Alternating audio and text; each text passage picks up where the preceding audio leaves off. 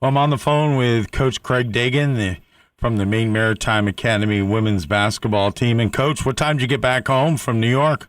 I think we staggered off the bus at about 2 a.m. Ooh.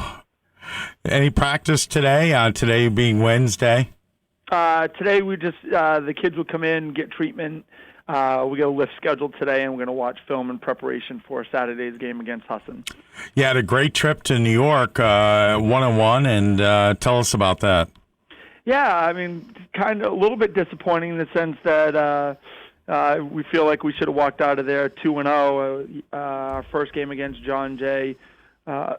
First half kind of got off to a sluggish start, understandably so, being off for like a month. So, but played a great second half, and the kids did a really good job. I mean, a good team effort. Elaine Felix was really special in the game. Had a career high 29 points, broke a school record for most field goals in a game, and a lot of the other kids around her played really, really well. And and even yesterday in our loss, I mean, it's the second or third time this year where we've out-rebounded a team. We shot almost 47% from the floor, 78% from the free throw line. We made 5 threes, which is a season high for us. Mm-hmm. It's a minor miracle. And we did everything right except we turned the ball over at an extremely high rate. And, the turnovers are just the deciding factor and killed us. And we had an 11-point lead in the game. And against a really good basketball team, Manhattanville's, I think, 8-3 now, and plays a tough schedule. They're tough in their own barn, and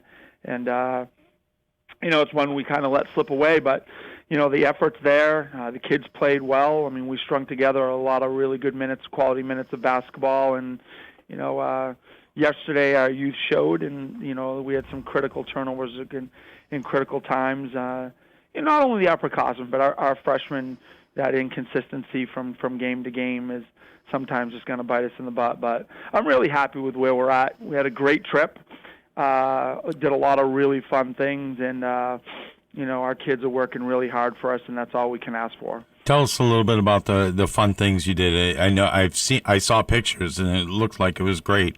Yeah, we had a great trip. We went to a UMass basketball game, which is, for me, is where it all started, where my coaching career started at UMass Amherst, and we're able to go to the Mullen Center and watch a really good basketball game between UMass and Virginia Commonwealth University, and which is great too, to give the kids a different perspective of a different level of basketball, caliber of basketball, and then had a couple family dinners along the way. One by in New York with the Felix family, and then another one, a late dinner, like 10 o'clock last night in Kennebunkport, Maine, with the Liskowski family, and went into the city and got a chance to go to the Museum of Natural History, which was really cool, and got a chance to go down to Ground Zero, which was really humbling. Yeah. A lot of the kids went into the museum of where Ground Zero occurred and where the World Trade Centers were, and they were really moved, and I think that type of stuff is, to steal the catchphrase, is just priceless. I mean, what they were able to take away from that experience was pretty amazing. And a group of kids went up in the Freedom Tower, which is about 103 stories above New York City, and had a chance to do that, which was really, really neat as well. And I did that as well for someone that's afraid of heights. That was a little bit humbling as well. And then we had a chance to go see the Blue Man Group perform, which was amazing. We just did a lot of really cool things. We ate at Artie's Deli, which is a famous deli in New York City, and we ate at Carmine's, which is a famous Italian family restaurant right in Times Square. Got a chance to catch up with some alums.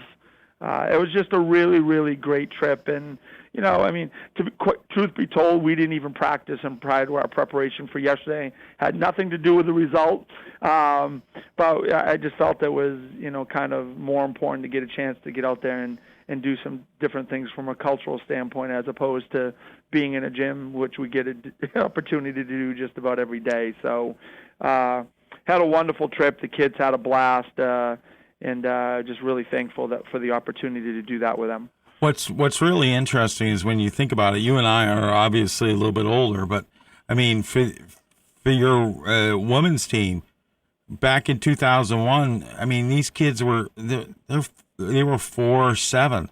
Yeah, so we were talking to them about that. Like, because I remember exactly where I was. Oh, yeah. When it happened, and talking to the kids prior to that on the subway down there, and there wasn't one of our players that remembered anything about where they were. I mean, they obviously have been educated as to what happened at this point in time, Right.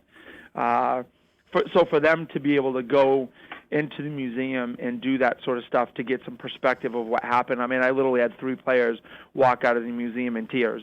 I don't doubt it. Yeah. It was just a really cool thing, and and not only did it give them some perspective, and not to belate the point, but there was a video, if you ever get an opportunity, by Buzz Williams, who's the coach of Virginia Tech, about the national anthem and what it means to him and what it means to their players. And our kids walked out of there and actually talked about how they're going to do things in regards to standing to attention for the national anthem moving forward.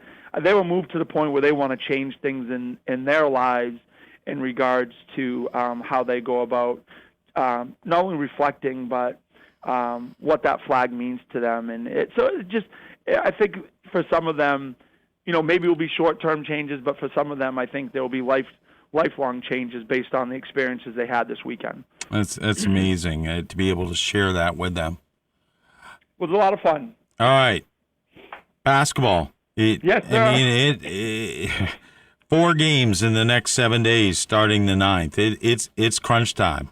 It is, and this is where it gets started. The meat of our season. We're 2-2 in conference, and we're 10 games in, and 14 of our next 15 games are conference games, and this is where it all matters. And which is a little bit frightening the way we turned the ball over yesterday, going into Hassan, who turns everybody over at a pretty high rate.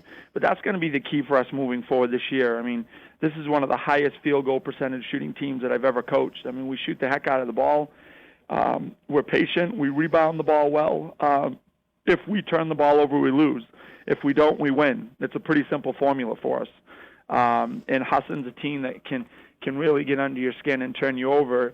And if we can take care of the ball, not only against them, against Farmington and moving forward, it just makes things a lot easier on us. And when you score at a high rate and you score with a high percentage, it makes everything easier on the defensive end of the floor as well for us too. And it's really a pretty simple formula for us moving forward. And a lot of our young kids are growing up, and a lot of them have a lot more growth left in them in regards to this season. And unfortunately for us, their growth is going to be the key to our success. And when the freshmen play well, because of the minutes they're absorbing, we're usually successful. And when they don't play well, we're usually not.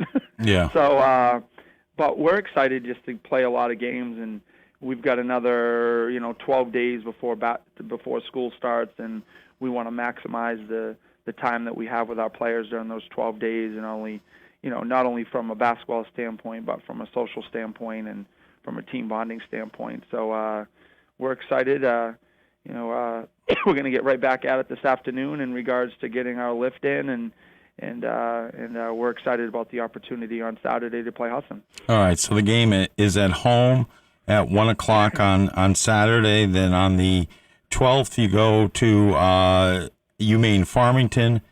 And on the 15th, you're at Linden State, and the 16th, you're in Johnson State. So a nice little trip to Vermont next weekend. Well, I'm not sure any trip to Vermont is a nice little trip No, this time of it's year. not. It's kind of like for you guys with Ellsworth and MDI going up to the county, up to Presque Isle. It's those are the trips that are hard trips. They're long, and but like I said, we just got to make sure that we prepare well for each and every game, and every game matters at this point in time. And this team has a goal to host a playoff game and ultimately win a conference championship. And in order for us to do that, we got to go out and start winning, stringing some wins together. This win one, lose one isn't going to get us a home playoff game. We got to start stringing some wins together, and I think we're on the verge of doing that. So I'm excited about where we're going. All right, I look forward to talking to you next Wednesday. We'll find out how y'all have played two of the games, and we'll go from there. Sounds good, Chris. I appreciate your time. Coach, have a good week. You too. Take care. Week. You too. Take care.